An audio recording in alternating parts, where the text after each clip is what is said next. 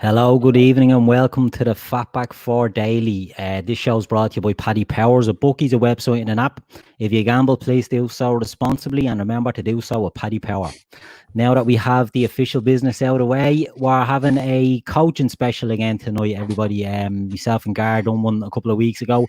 Went down very well, and we have a couple of new guests on with us this week to talk about the coaching game. So tonight we're joined by Dan McGuinness and Jim Fishlock. Jim will be no stranger to the listeners of this pod. He's been on several shows recently with Gav, and Jim is going to give us his background with in coaching and what level he's at and his experience, and Dan will do the same. So Jim, do you want to give us a bit of your story before we go on? Yeah, sure. I've been coaching for, I think this will be my 6th season now, coming up whenever we get back going. Hold the UEFA B licence, youth and senior. Started off, did 3 years assistant manager at Kincoid Ladies, which is a female club over in Wales, in Cardiff.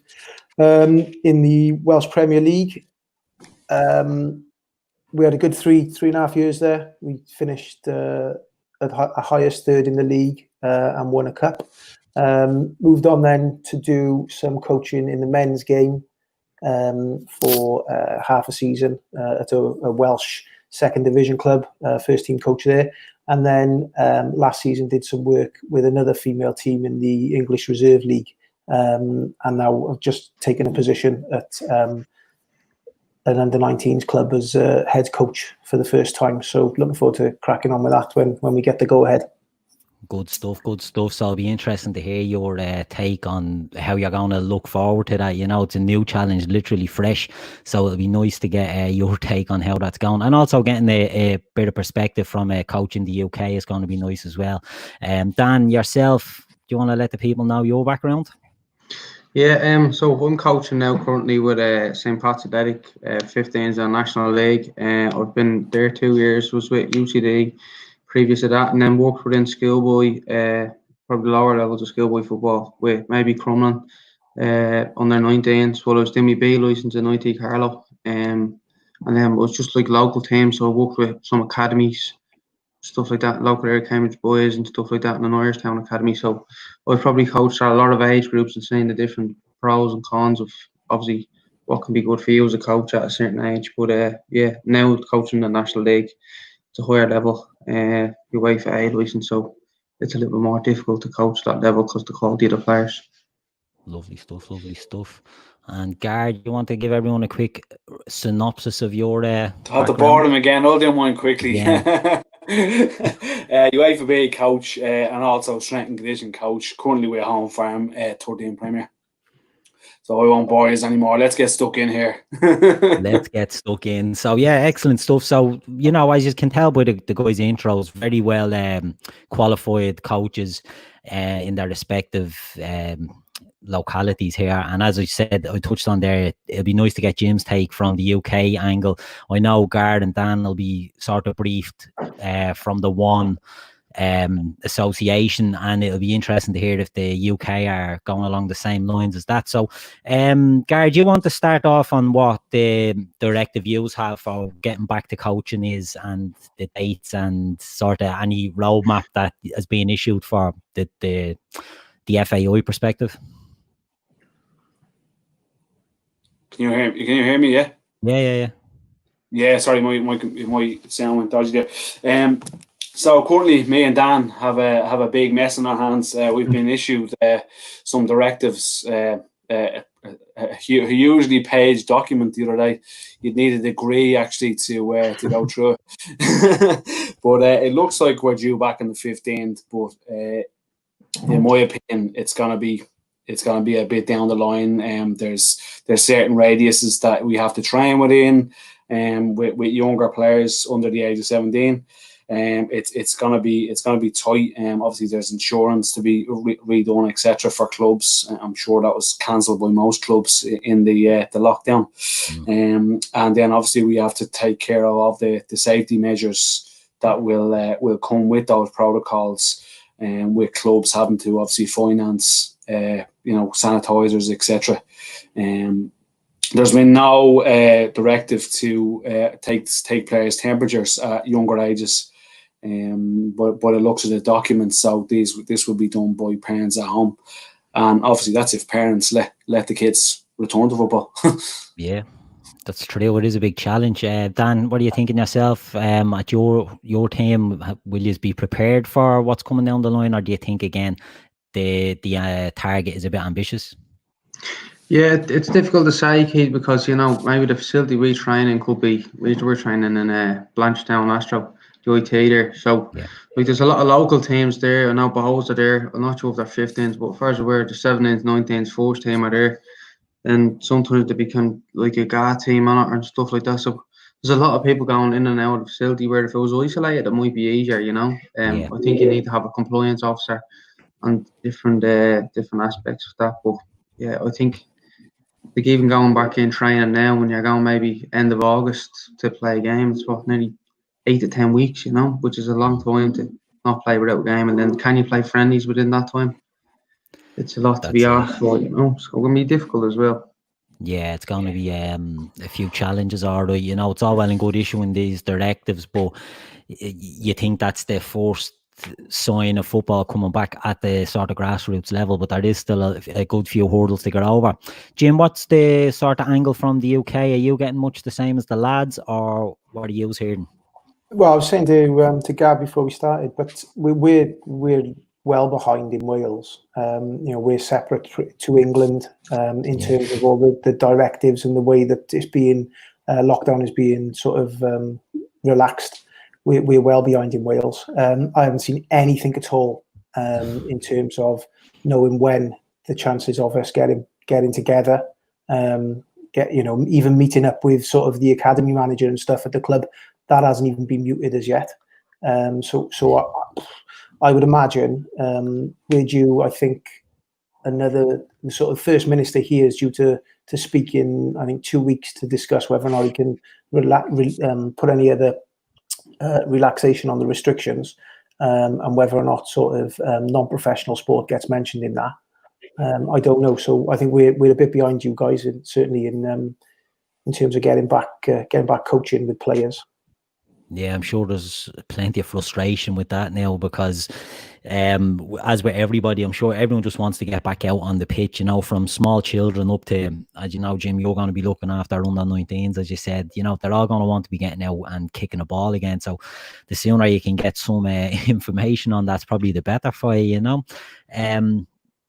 Is there been any talk, Gar, Dan, I'll go back to yourselves, about like PPE and things like that? Is that something that you have being briefed on, or is it being spoken about, or is it something that you think when it does come to eventually getting back out there, it may not be necessary? I know my own club are meeting at the moment. There was a meeting last night as well, and I think the regards of sanitisation is the main issue at the moment. Obviously, you've got balls that have to be, a lot of footballs. You've got the likes of cones, etc., have to be sanitised as well. Bibs is another messy one because do you give a kid a bib to bring home, get cleaned?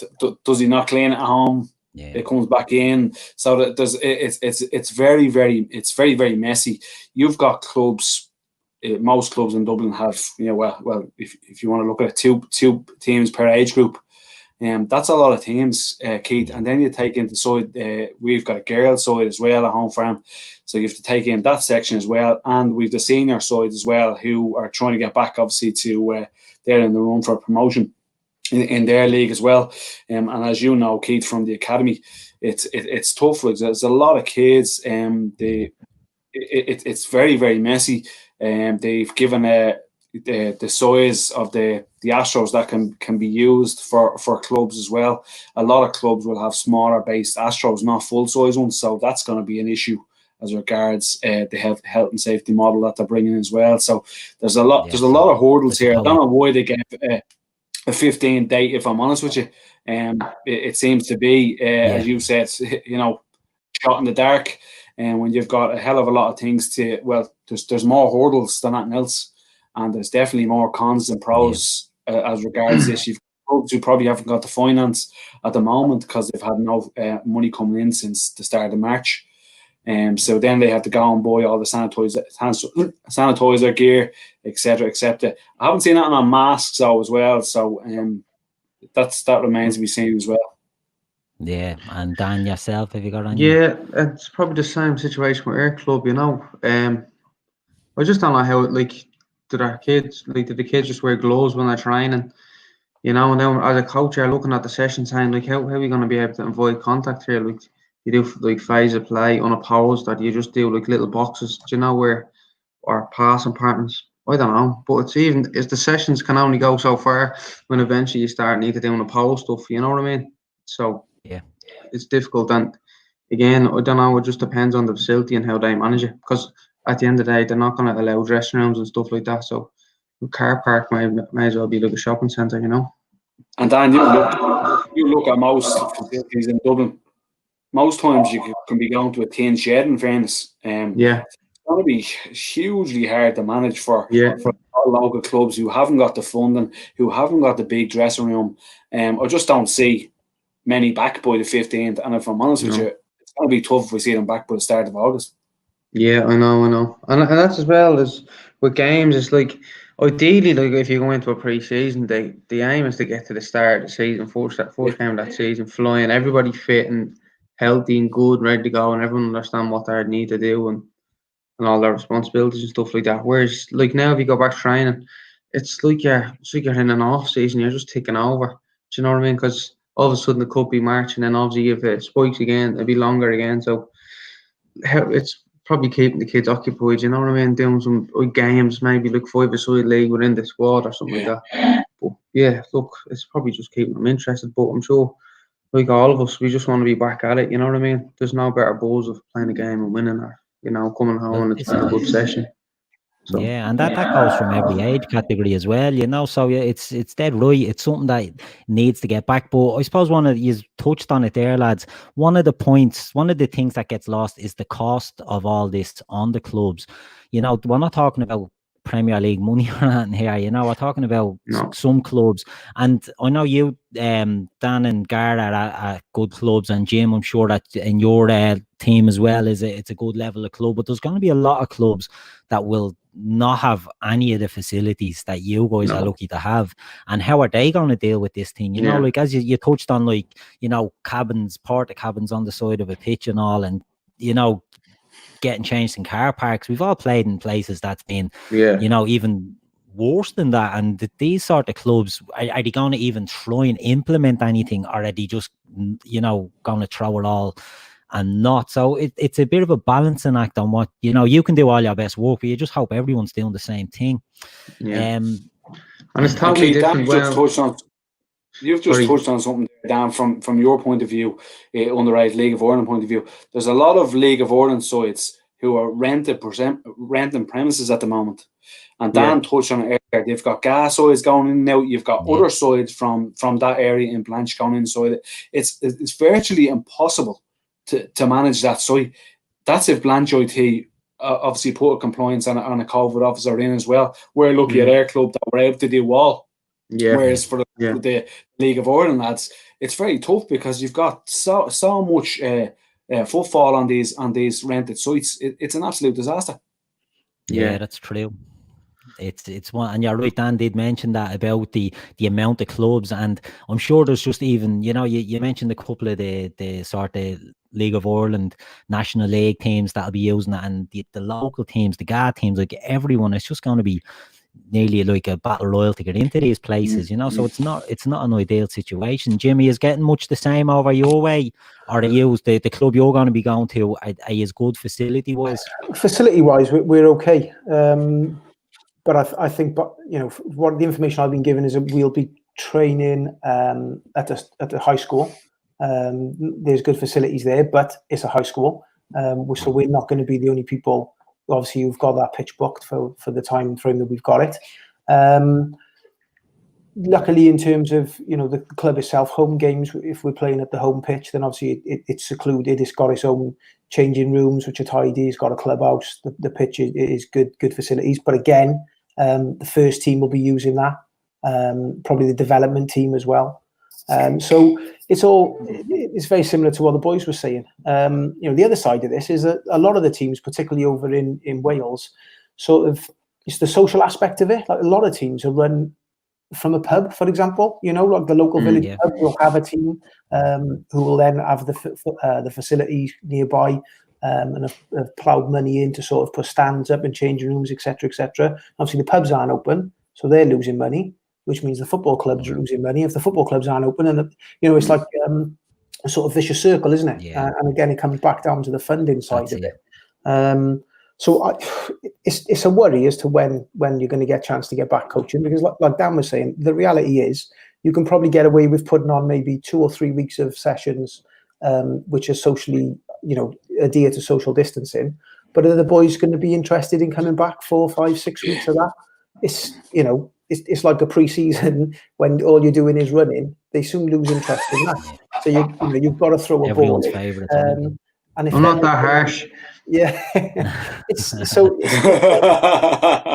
very difficult to, because you want to try and keep the sessions as sort of fun and have people, interested in it, but you're just so restricted. This is it, and I'll just throw away a couple of comments. Chris Brack, from this parish, was saying his daughter's under 18 in England, still not even hinting about a return, and we can't see family or use public toilets, fields too early for kids football. And I suppose that's a good point, because while we're on one timeline here, Jim has alluded to it already. He hasn't heard a whisper, a dicky board about his side of it. Does it's a totally, you guys have an idea, but Jim is nearly in the dark about it, and it just goes to show, a few weeks of a difference in the two countries, and it looks like Ireland are trying to get back into the swing of it and trying to give a date, however ambitious that might be. But the UK are still like going at it blind, and it must be frustrating. Like kids just want to be out. I've always put up a comment here as well. Even if the kids come back ready, change for a game or training, how do you manage the distancing restriction, likes of corners or free kicks, making a wall? Like there's so many, with older teams, maybe you can sort of talk about that. But if you're looking at, we've seen like the under 8s and that and home farm, and they're kids. You're not going to be able to do any social distance and stuff with them. I think over years, Keith, they've said today that the plan was to get all the primary school kids back in school before the summer holidays. And they've knocked that on the head now. So they won't be going back until after the summer holidays, so September. If that's primary school kids, so what's that, up to 11? So if they're not able to go to school because they're not safe for them to socially isolate, I think it's a lot to then put on. Basically, I think all of us are volunteers. As football coaches, whilst we can be responsible, the reality is, should you have that extra responsibility on your shoulder if you're coaching sort of kids under the age of 11, to make sure that they are adhering to social distancing and stuff? It's a lot to put on your shoulders. It's an excellent point as well there, Jim, about the fact that it is all volunteer stuff, and it's the responsibilities that the coaches will have to undertake. People don't think about that. I know you listen to parents or whatever, and they'll be saying things like, we've just lost Jim, I'm sure he'll jump back in. But the lads will be able to be answering this. And anyway, parents will be just anxious to get the kids back in and back playing, and they'd nearly just be dropping them. Now, I know, Dan, you're looking at the National League, so you're maybe a little bit more serious, and I know, Jim, you're doing the older teams, but younger, they just want to get the kids out and get them out from under their feet. So you're nearly becoming the teacher and the parent, and the amount of responsibility that gets the babysitter, exactly the amount of responsibility that gets dumped on you. It's going to be a hard thing to balance. Kato, you've an under 8-year-old, right? Who's been part of an academy, right? You see the sort of, he comes and he looks up to someone. Yeah. It's like a teacher in a play school. You come and you look up to them. They become, you have a good relationship. They become a bit of an idol to you. And all these little lads want to do is come, score goals, be with their mates. You've got some there who come and talk about different television things or talk about their PlayStation games because it happens. They're 8 years of age and they're 7 years old and 6 years old. It happens. It's allowed. But you take all this away from these young kids, psychologically, it will have a little impact, because these boys are stuck at home. They could be stuck on PlayStations. Now they're allowed out with their mates, thank God. And we've had a bit of good weather as well since lockdown, which has been great, So there's the little things like, the aspect of the psychological side of it as well. As well on parents, it's very hard on parents keeping kids in all the time. It's so hard for these guys, and parents who have obviously been laid off or whatever, have been stuck in houses, haven't been able to leave rather than go to the supermarket as well. It's really, really hard on from a mental health point of view as well for a lot of people. So as you say, everyone's now looking for an escape. That can be taken out on the kids. Yeah, and the escape is for us lads, football. Yeah, exactly. And on one hand, you might get, let's say, for use the example of Home Farm and the academy, let's say a Home Farm guy, you're familiar with it. You go through some weeks you're struggling to get numbers down, other weeks you'll get good numbers. You might have got, when this all dies down, the likes of the academies across Dublin could get an influx of kids just looking to get back kicking a ball. But then at the same time, you've got, as Kev has said in here, kids with parents with health issues, and is there going to be a fear of even putting the kids back in? So is it going to be another obstacle maybe for kids to be going out and playing a bit of ball? And again, I'm being selfish on this. I've got a son who's 6, and as Gareth, he's in an academy, and he just loves playing football, loves kicking a ball. And other kids, they might not, I'll bring them, not a problem. If I can't bring them, my wife will bring them. But other kids mightn't have that in families, and it's going to put a strain. There's going to be a strain on a lot of people, and the kids are usually the ones then that miss out. So Keto, how many weeks do we see grandparents bring kids up? Yeah, that's true. Yeah, yeah, a lot. It's quite surprising, and it's as well at the club guard that Home Farm is. It's a lot of the grandparents. It's not like they're coming from around the corner or anything. Some of them are coming from all over the city to be bringing the kids as well. So it's a bit of a slog, and look, we've all been there, we've all seen it. Dan would have seen it, and I'm sure Jim has seen this. Some kids, the parents maybe aren't as invested in it. And when I say invested, I'm not talking about bringing them down to become the next Messi, but kids just want to play football, and you're battling against PlayStations and things like that now, and it is a big sort of challenge. Like when we were younger, you were out kicking a ball and that was it. And you might have had a games console at home, but you weren't like they are now. And to be fighting against that, you need to get the kids out. And what we want is supposed to see here is football comes back, and no matter what the age group is, it can get back to a sense of normality as soon as possible. You don't want them going back to a game that's just going to be like, what's this? This isn't what I want to play. And then they won't come back. That's just a worry I'd sort of have as well, that you lose kids to this. And we touched on it the last time we done a coaching show, Gar, that you don't want to be losing kids to it. But do you think that could be a problem, or are you confident that, and not just kids now, at your own level, at your own teams, that you'll get the numbers in, and there will be an eagerness to keep that going? Or could you see a possibility where the health aspect is in people's minds and you might lose? I mean, even Dan, at your level, would you be worried about losing some of your team to health sort of concerns from family, or is this something you have? Yeah, I suppose that's what you have to think about. And the most important thing is going back training, is it gives the kids a little bit of structure. You know what I mean? And it's all right saying to them now, or like, do your homework or do your schoolwork now. But there's not, like, they're not getting up and getting dressed. They're still lying in bed, probably doing it.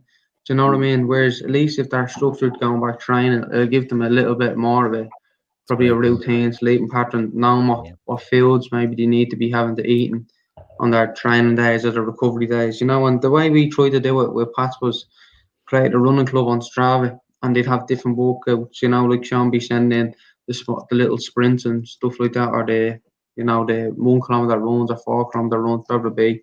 And then Billy would do the ball walk and stuff like that, you know what I mean? And then we'd do some Zoom sessions, doing circuits, you know, like some ball walk, some, I don't know, upper body stuff, lower body stuff, just to keep them taking over. And it keeps them all in contact with each other, you know what I mean?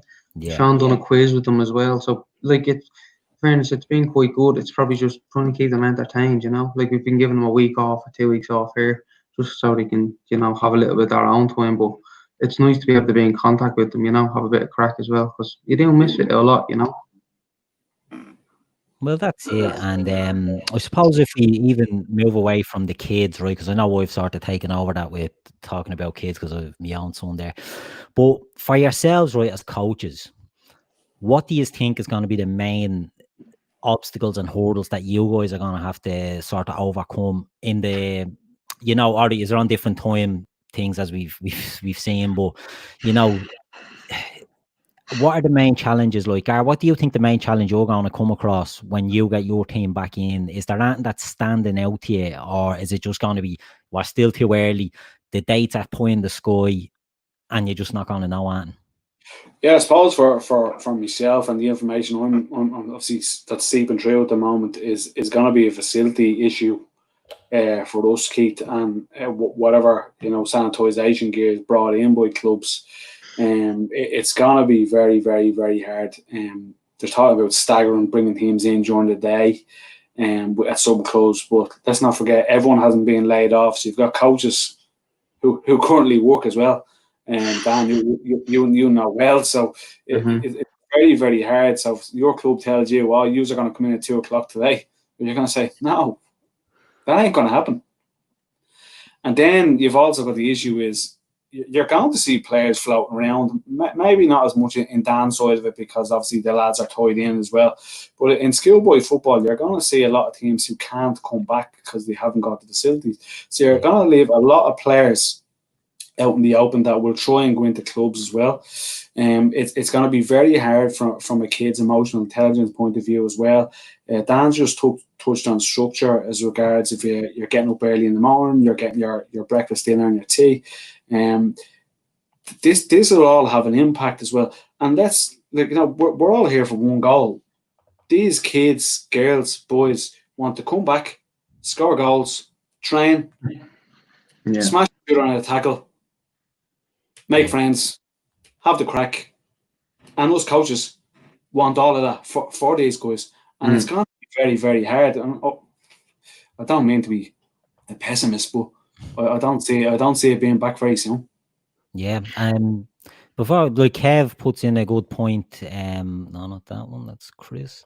So Kev is saying here, right, that the biggest challenge he sees for coaches, if it comes up, is being up to date with the latest health and safety guidelines. Now, do you think that could be an issue for, you know, let's say you guys are you know, well established in your fields, in your teams, but can you see other coaches not bothering with it and maybe being turned away from the coaching side of it by having to, you know, as you touched on there, Gar, if you're in work all day and then you're doing a bit of coaching on the side, you're not sort of as committed to it.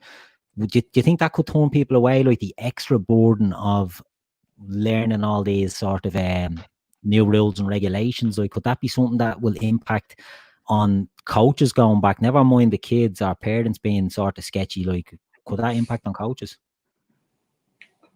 Who's going to take it, lads? Well, I'll let you take it.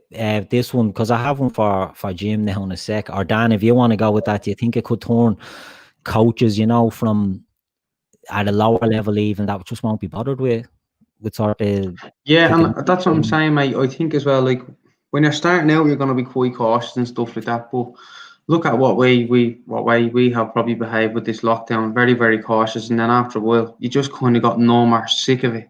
You know what I mean? And I think it might be the same thing. And before you know it, you're going to be doing all your run and power stuff. You're going to be sick of it. They're going to be sick of it.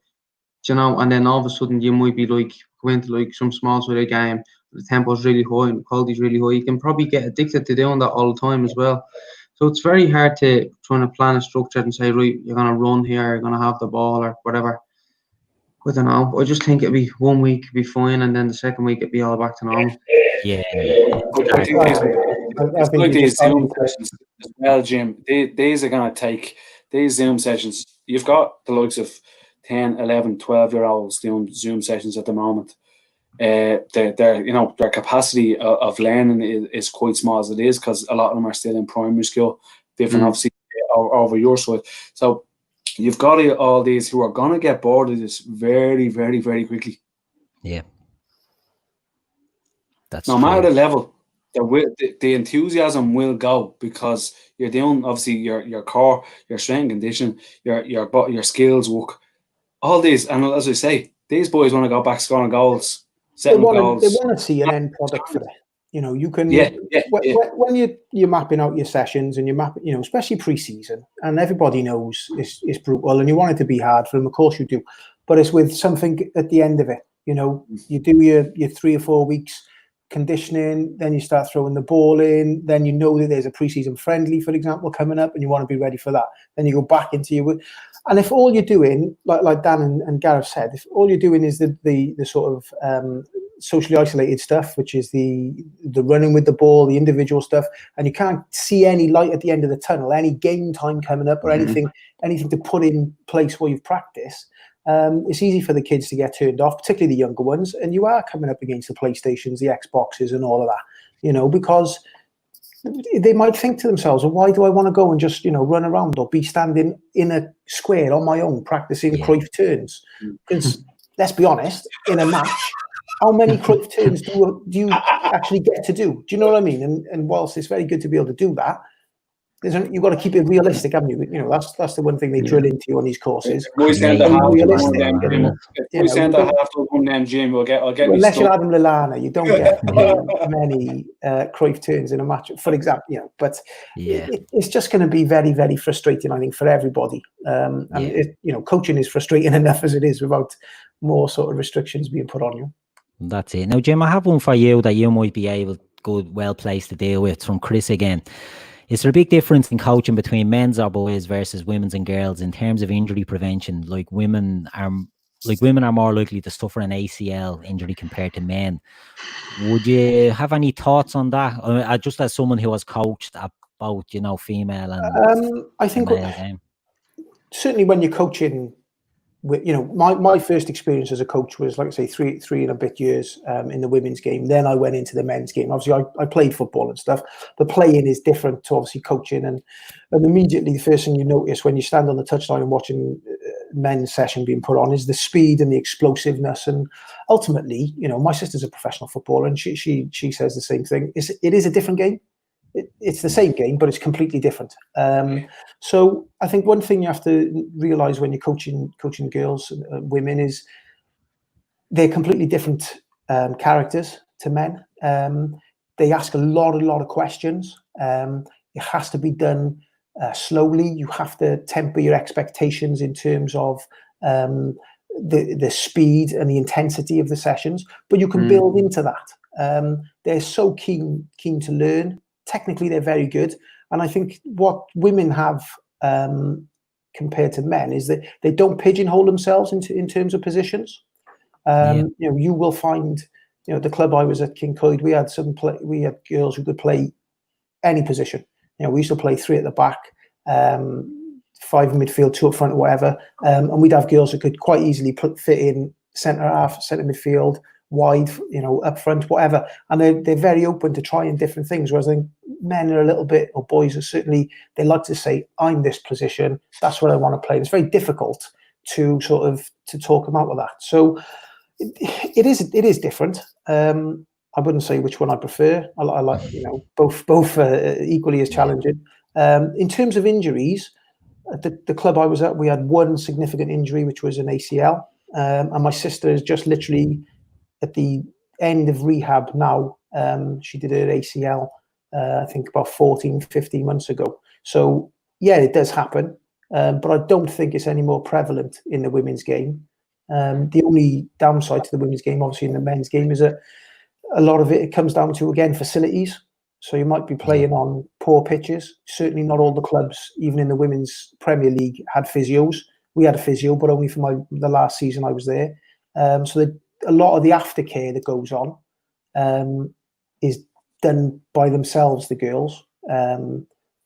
Whereas obviously the men sort of, if you're looking at it as equivalent level in the Women's Premier League compared to the Men's Premier League in Wales, it's chalk and cheese. As for the professionals, it's another level above, isn't it? So again, they're going to be more athletic. And I think the reason why there may have been, because I know Chris has put in that he's seen a couple of injuries for the Liverpool ladies, is once again, women's football in this country has gone professional. So they're training nearly every day. They're putting more pressure on themselves. The game is getting faster. It's getting more explosive. They're putting their bodies under more pressure. So there are going to be more injuries, unfortunately. And obviously your knees, that's the main joint you use when you're playing football, isn't it? So that's probably, something to consider. Yeah. I heard this stat today, lads. I was listening to a podcast. I know it's obviously from a professional level. Since the Bundesliga has resumed, there's been a 250% increase on injuries. Yeah, I've seen that. Yeah. Wow. Isn't that incredible? Yeah. It is the big jump, and even the increased sort of substitutions and all is to try and battle against those sort of things. Yeah. You know, if they were still doing 3 subs, that number would be probably a lot higher. If we think about the professional game for a second and sort of put ourselves in that, I know, right, it's a totally different. It's chalk and cheese, and without being disrespectful to what you guys are doing, you know, the coaches are the sort of the unsung heroes, you know, in the sense that everyone wants to see, right, from a Liverpool point of view, we all want to see the players coming back, and we all want to see I know I get excited when you see the inside training videos and all those sort of things, and you're looking at it and they're great, and Minamino's doing little back heels into the goal, and Trent's pinging shots from all over the place, Hendo's hitting crossbars, and you love Klopp walking by, but there's the coaches that the work, a lot of the work goes through the coaching teams that are there, you know. So right, obviously Liverpool, thinking of Liverpool, you've got like Pep Linders and the other guys there, and even down through the academy and the junior teams. I can only imagine that what they're having to it's a different beast to what they're going to be doing. They're not worrying about such facilities and, you know, sanitizing, hand sanitizing, but they are going to have different challenges. Do you think it's tough on, even at the professional level, to be setting up sessions, to be managing? There's more, I suppose, of an eye on like if Liverpool are going back training, there's cameras there and people are looking, you know, you'd see online, oh, they're not 2 meters apart, all this sort of carry on. Like even at the professional level, I think it's going to be a huge hurdle for them to get over. If you put yourselves in their shoes for a minute, like, do you think they're going to find it tough as well, even at that level? Dan, what are you thinking? Yeah, absolutely. And, you know, like for them, I suppose they're operating at a really, really high level, and they probably do have the aspect of having 2 and 3 coaches, but sometimes 2 and 3 coaches like want to do different parts of the game. Do you know what I mean? Like, do you want to be on the defender, or do you want to start playing out with a different way? And the other coach is trying to say no. Obviously, then it comes down to the manager. But like, I think the sessions that are going to be beneficial. Like, I know now with all the thing of periodization, like it's all like playing like high intensity games, 3-4 minute games, or making them bigger, making them longer amount of minutes. So you're targeting different energy systems and all that carry on, but it's just difficult, you know. And like the amount of injuries that you've seen in the Bundesliga, like I think there's been 12 away wins or something like that, or something like within the first couple of games. It was a crazy stat. So yeah, does the aspect of the crowd not being under pressure come into it? And then with teams, like, are you saying to yourself, are you going to press a little bit higher? Well, you can't really press higher because you're exhausted. And if you sit low and then counter attack fast, you're going really, really explosive. You're probably going to get injured doing that. So you have to think of tactically, what players have you got fit in your system? Do you know, like, your fullbacks quick? Now we're going to have to probably defend deeper. Then the other centre backs, midfield players, like, it's a lot to think about, you know. Yeah, it's giving them headaches, it's giving them extra things to have to think about and walk through as well. Jim, well, there's a question there that Macro put into the chat. He's wondering, are all players at a young age covered for injuries like ACL? Might sound a silly question, but my lad done his at age 15 and was told insurance was for loss of earnings. I suppose Anya is maybe, I don't know if Macro's coming from the UK side of it or what, but does anyone have any? I don't know, but I mean, I would have thought the clubs should have, liability insurance, unless you've got your own personal insurance. Unfortunately, sorry, Macca. I wouldn't know the answer to that. Check with the club. If you're playing for a club and it happened, What they about- should have some sort of insurance. I would have thought. It definitely, yeah, 100%. Yeah, all Yeah. clubs should be covered. So it definitely should be covered from the medical expense point of view. I'm not sure. Obviously, we're different to the UK as well. So, but I would have thought the medical. All clubs should have it. And I think it's a little bit hospital silly as well for players not to know that as well. Like the only reason why you get that type of insurance you pay for is the fear of the own Achilles or an ACL or a serious hamstring tear or anything like that, is to know you're going to be looked after. The guy don't mind when I was playing with Crumlin. It's only an amateur level, like in LSL and Leinster Senior League. But like I barely had to put my hand in my pocket and full repair. I was the same. Rehab. I think I got 12 sessions with the physio as well. Like, it's crazy. I'm fully looked after, and you know what I mean. And that's what I think. I don't think what was it, the 12th of July or 20th of July, that the insurance only will kick back in or something like that. Yeah, I think all clubs, Dan. I think all clubs cancelled, as far as I know. All clubs cancelled, and I have to obviously now you hit the issue now. Is this COVID stuff included in new insurance? You're signing new forms, I would imagine. Yeah, and as well for the clubs, like, they have to pay for like facilities. Like at the end of the day, how do the clubs earn money? Is like lottos, fundraising, player subs. Do you know what I mean? They had the rents, but like, where are they getting money from? They're not going to get sponsors. They can't fundraise. They can't do a race night. They can't do it like, I don't know, like a charity thing. Well, so what do you do to make money? How do you do it? Like, you can't really. Yeah. Then you're going to lose kids and players who can't afford to pay subs, because if their parents or themselves or whatever, the older boys, if they've lost their jobs, for example, it is at the. I know you are talking about professionals now, but at the grassroots level, you do pay to play. You pay for the privilege of kicking a ball around with your mates like 3 times a week. Like none of the kids at Pats would have to pay anything, obviously, because it's National League. You know what I mean? And that's the same across the board with most teams. But like there was a ban on it where you can only bring a kid from a certain distance, but no one just really paid attention to it. So if you have a player coming from Longford or Navan or anywhere, could be anywhere, like Drogheda coming down the train with you, like, it's going to cost money. Like they're not working. How are they going to pay for it? Do you know what I'm saying? Exactly, it's another hurdle, isn't it? Yeah. And then if you have 18 players, you know what I mean? Like, is it one coach and 14 players for a specific area? How big is the area going to be? Like, none of this has been said. They just said they can go back training. Yeah, so they're giving you like half sort of information, and the rest is up in the air. Macca's thing is now wrecking me head. A 15-year-old insured against loss of earnings. What's he working at? That's what I want to know. Yeah, was he playing for an adult team or anything? That's not against Macca. That's very, very strange. I just find that very strange. Loss of earnings, his insurance, unless it was only for loss of earnings. Told no, that's what I think. But very, very strange. You must be getting some money for the paper round. Yeah, that's it. Exactly, but it is unusual, it's like any insurance thing as well. Under 16 game, he's saying, Jesus.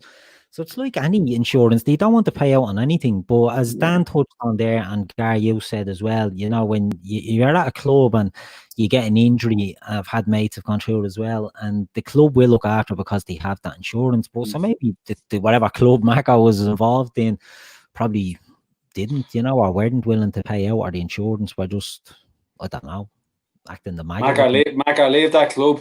Get rid of them. Or don't be playing for that pub team again, mate. Yeah, that could be it. I mean, what old was his son? Did he say 15? I mean, it's 15 years of age. Yeah, that's very, very strange to be told that. He wanted to look a bit deeper, very deeper into that one, because his medical expenses should be paid no matter what country you're in. I'd imagine your medical. What are you really covered for then? Yeah, what's he paying for? Yeah, do you know what I mean? That's the first thing you'd be asking, isn't it? Like, if I'm not covered for an ACL, like, tell me a team that you haven't been involved in or know of that's got a bad injury. Yeah, do you know what I mean? Yeah, that's all. Exactly. People always get looked after over this side down the end. I know there's some Leinster Senior Leagues lads have had to wait for payments or whatever, but they've always got looked after in the end. Yeah. No, it's an unusual one, all right. So Jim, yourself, you're going back, you're starting a new challenge now when this all does get back up and running, and you're taking on a new team. Are you familiar with the guys you're going to be looking after, or is it a fresh start altogether for you? Fresh start completely. So I know the club. I was with the first team for a bit, coaching, and then obviously left there. And then literally just out of the blue, I was sort of looking to get back in for this season, and the first team manager, as it was, dropped me a message and said if you'd be interested. So I spoke to the academy director, and just sounded like, you know, too good an opportunity, really. So, but you know, as I said before, I haven't had a chance to sit down face to face with anybody. It's just been done via the telephone and stuff. So I know there's going to be another couple of guys on the coaching staff. They sound decent guys, but obviously it'd be good to sit down and speak to them and find out, you know, if we sort of, are we sync up in terms of philosophies and what we want to do. And then obviously get to grips with the players. So it's exciting. It's a little bit nerve-wracking as well. But yeah, looking forward to it. Can't wait, really. Well, that's a huge challenge when you do that, because you're obviously, on one hand you're excited to take on the challenge, but you can't sit and chat with these guys. You can't have a face-to-face meeting with the players. You know, you can't do anything when you just want to be out and sort of getting stuck in, you know. So whereas, Dan, how your team, you've been with your boys for what, a couple of years, you said? Yeah, well, this is my second year now with Pats, and then before that was with UCD. Yeah. But yeah, like, it's a difficult one. It's how do you manage it and how do you look at it? Like, what really do you want them to think? Do you know? Like, usually when you're going to pre-season, you have no idea of what they're working towards. Where now it's a bit dull, like no one really knows anything. Do you know? Exactly. So, and you can't even really treat it nearly as a pre-season, because they can't even. Yeah. Well, you can't plan anything. Like, if you're not going to have a pre-season, mate, you're not going to have a pre-season for 10 weeks. A rare occasion, you might have 8 weeks. Do you know what I mean? Depending on where you're at. If it's a new squad, you might have 8. But, like, bog standard is usually 6, do you know? 6 to 7. So, like, 10 weeks for pre-season, do you know? At what stage do you up the gear? And then if the date is moved again, like, really, like 3 months, you know what I mean? For the pre-season, it's crazy.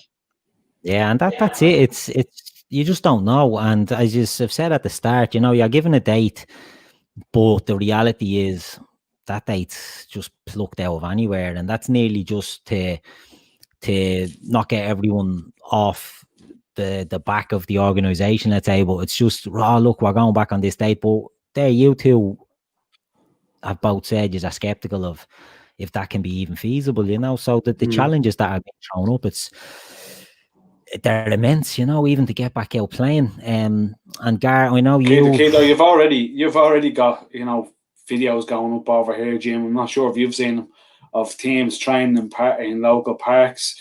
You've got, you know, an old lady coming in with a camera phone. She's taking videos of the session, and where's it going? It's immediately going up on social media. So at the end of the day, people are getting caught. It's very, very, very hard. And these older people are obviously very, very worried as it is. It's difficult to control from every club's point of view. That's a great point, because it's the most important thing to some of these kids. But if you're somebody that's, you know, not as interested in it, the concerns are coming from the other side, and it's, you know, it's a totally valid concern maybe, but it's another challenge that you have to get by. It's a challenge that wasn't there before, you know, that way, and it's just another headache for you guys to have to deal with. Is there anything else that you can think that's going to be hard to get back into? I know, Dan, you spoke about, you know, the amount of work you'll have to do before you even get into normal training. Is there anything else you can think of that'll be, you know, an obstacle for yourselves going back in to full team training, full contact training? Or are you under the impression that the directive is so wishy-washy at the moment that by the time you get back in, it'll just be normal business as usual? Go, Gar, you can take that one if you want. I don't see it being normal from that time, Keith. we've been issued directives and protocols for the coming weeks to months.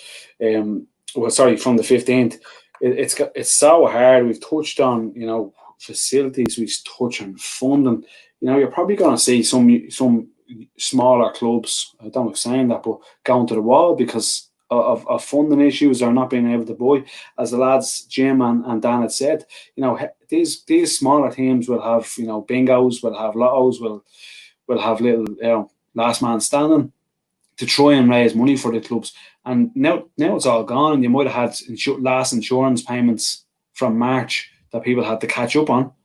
Mm-hmm. So it's going to be really, really hard for clubs to get back. I can see a few clubs going to the wall over this, and which is not fair, Yeah. And I understand, from a health point of view, from the doctors that are involved in all this, that we have to take small steps back.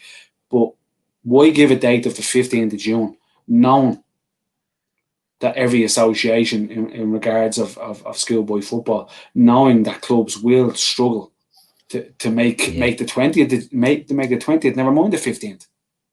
Yeah, it's a good point. I don't see it being, I'd love to go back full tilt as regards 15th or the 20th. And as well, it's gonna be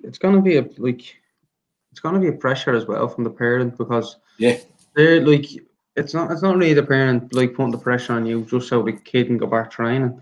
I'm sure they're getting it in the neck from the child saying they're back training, why can't I go back, and there's only so long that you're going to have to keep the kids in the house. Then if the parents are coming to training, I can hardly think about, there's probably 4 or 5 of my players that are asthmatic, so their parents will probably be thinking, is that high risk? My little one is asthmatic. If I'm going training, do you know what I mean? The interaction you're gonna have with the parents, the player, the fella that run the facility, the other coaches, it's a lot of people. That's why I think parents will some will panic and some will be happy, good luck, get out. That's a great point as regards the asthma, because as a coach, you're not allowed, as far as I know, you're not allowed to administer that inhaler. No, they've got to do it themselves.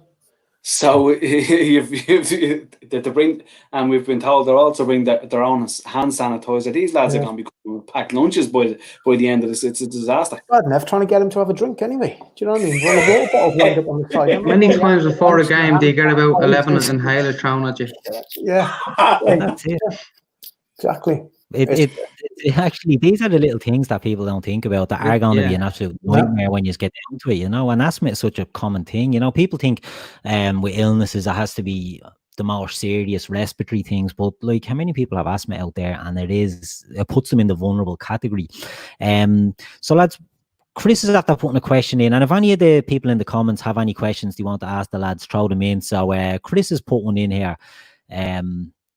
Your best moment as a coach so far. So Jim, we'll start with you. Can you think of any highlight that you've had at any level that's been the highlight for you as a coach? It can be anything, winning something or just developing something along the lines. What's been the highlight for you? I think, to be honest, I think probably the first 3 years I had at Kincoid, because we were a newly promoted team into the Welsh Women's Premier League. We were sort of like a self-funded, self-run club, so we're not affiliated with any men's club, or we weren't. Didn't have any support. Basically, the committee was like the manager, me, some of the players. We basically run it ourselves, So the 3 years we had there, we managed to stay in the league, finish mid-table, and then finish third. And my final year there, we won the Welsh Cup, beating Cardiff Metropolitan University in the final in extra time. I think that was probably the best moment to see that sort of development of the team in terms of the players who were there at the beginning, developing themselves to be good enough to win that, recruiting extra players who went on to play for Wales as well. And personally, my wife was there, my son, we were fostering a little baby at the time, and they were there, and sort of we scored the winner in extra time, 1-0, and just like the final whistle, obviously all the players are running around and whatever, and literally my son is on the other side in the stand, and he's climbed over and he's run across the pitch, and I sort of run to him, It's proper cheesy, bit like out of a film or a TV show or something. But I got some brilliant photos of me and him sort of like embracing on the halfway line or whatever, and he's in sort of all the photos with me and the team celebrating, and that's probably the best. They're the thing. sort of things you can look back on, 20 years time. Yeah, and that's what everyone's in it for, isn't it? You're in it for the memories as well, to make up memories. Dan, what about yourself? I would probably say last year, probably doing obviously the double with Pats, with the league and the cup. We played against a good Rover side, but I don't know, we'd already won the league up in Tallaght, but then a couple of weeks later we had to begin the cup final, and we were tired in the game, and it's all season you're working on players, especially at that age. It's just their role and responsibility. Just get it nailed, you know what I mean, when you're attacking and defending, set piece and stuff like that. I think we were winning 1-0, and eventually went on to win at penalties. We only went 1-0 up, but you know what I mean. The boys on the pitch were like saying, if the ball goes there, you have to be there because you're making substitutions. And then they were saying, right, we're going to press them. Then you're going to say you're going to drop off. And just to watching them on the pitch, was communicating and doing all that was a little goal. You always get little golden nuggets in coaching when you're sick of it. We always just get like one little small thing, and that one's the biggest ever. That the players were like leading what the game plan was, you know what I mean? Rather than us barking the sideline. They took their own. It was good to watch, you know what I mean? And it's a sign of good coaching as well that they're sort of able to do that, you know what I mean? You're empowering them to do that. We spoke about that last time, Gary, about empowering them. Sorry, Kate. As young kids, you think that, like some can't, like you can't give them like too much information. Some of the boys last year were, away with the fairies at times, but when you click with them, they're like sponges, you know what I mean? And they're always asking you questions from the sideline, or where they do this and do that. And sometimes the questions can be that intelligent, you don't really know what to say. You probably spoof it, you know what I mean? And so, like, some of them can be really, really intelligent, and as you're saying, like, fuck me, they're at it, like, within a year's jump, they've been really, really at the improvement. Not just, like, technically or physically, but on the pitch, you know what I mean? It's game management is a big thing. The emotional intelligence that they're shown as they're developing is a great thing to see. And as I said, it's a great reflection on how you're coaching them. So I can understand why you would get a sense of pride in that. And Gar, what about yourself? I've been lucky to see lads go sign professional forms in the UK. I've enjoyed bringing a club from a lower league up to a top side, a schoolboy club. But you know what, lads, the joy we get in coaching, and I know Dan, it can wreck our heads from time to time, but we've come through this issue for the last few months, and this has been one of my favourite moments, to be honest with you, to be able to coach. I've taken an under 13 side and 3 under 11 sides in one session online, and to see that many lads wanting to get online, wanting to get involved, has been absolutely amazing. Now we know obviously there's parents behind it, but the kids need to want to get on. The kids want, to see a different face. And, it's taken, it's been a huge pleasure to be able to help kids, as you said, from an emotional intelligence point of view, during this time, in possibly what is, the kids' World War. We've never experienced it. It's their World War. And to be able to, to reach out to these guys through technology, and we always give out about, the PlayStation, but we've been able to log in, give them an app, come online, do a bit of ball work, do a bit of strength and condition, set them challenges. For the last 2 weeks, I've, as Dan said, he does a bit of work through Strava. I've set the lads cycling and running work, and they've done 254k in the last 2 weeks. Look, that's a huge achievement. It's a huge achievement, and it comes, us volunteers, it doesn't happen without us, and we do it for free as well. So, sometimes we don't give ourselves a lot of credit, and for those guys who have got in, dug in through COVID, gone online, given their time out during this time when they could be under pressure at home from families and stuff, these guys deserve a lot of credit. I know, Dan, you've a young kid in the house as well. A lot of people deserve a lot of credit at this time, in regard to the volunteer coaches, and fair play to them. Yeah, I couldn't agree more. Like, people do take for granted nearly the work that guys like ourselves are doing, and think, yous are nearly professional coaches, that way. But it's just mind blowing the amount of pressure that that goes into it than sort of the 90 minutes on a Tuesday or Thursday night, or the 90 minutes at on a Saturday or a Sunday. It's when the season's going, it's you know, it can sometimes be 24 hours a day. You know what I mean? So sort of leading into training and after training and before the game and after the game. So it's hard, man. It's hard work. And it eats you, Jim, doesn't it? You know, if you've had a parent approach you, if you've had, Dan, I'm sure you've had it at Cronin, and you've had a parent approach you, you've had, you know, one of the kids, you know, approach you. They always come at right after the game as well. You know, after you've lost. And you don't want to speak to anybody, not even your wife. Or anybody. You don't want to speak to anybody. You're walking back to your car with a face on, and they're just standing there. Yeah. Oh, all right, lucky today, wasn't it? And you want to just, you know, and you've got to stand there for 40 minutes and explain. That's it. Don't hold and brief with, you know, and then the next parent is there waiting on the same debrief off you. It's tough, you know. The kids that do the skills games, like some of the stuff they'd be doing is incredible. You know what I mean? Some of the like the tricks or like the trick shots or whatever. You know, like one of the boys done one. I don't know. He done it off a wall and into a bin or something like that. Well, you know, it's never. You know what I mean? Like some of the stuff they can do, they're all having a bit of crack like that as well. You know, some of them are brutal as well. Like they give them a bit of stick on the Zoom sessions, but you know, that's the interaction. It's a little bit of banter, you know. Back in their day, lads, the skills challenge was you hit a bad shot and went through a window. That was their skills challenge. How fast you could get away. How fast can you run? Needless to say, I was caught all the time. So listen, lads, it's been a great show. Before we go, I want to just say, and they go through in that the Reds are back playing Blackburn tomorrow at 3, which will be nice, but I'd say there might be about 26 players getting a run out on that one. So I don't know how much we can take from that. But I don't think it's possible to view it, is it? No, I don't know if it's on. Behind doors, isn't it?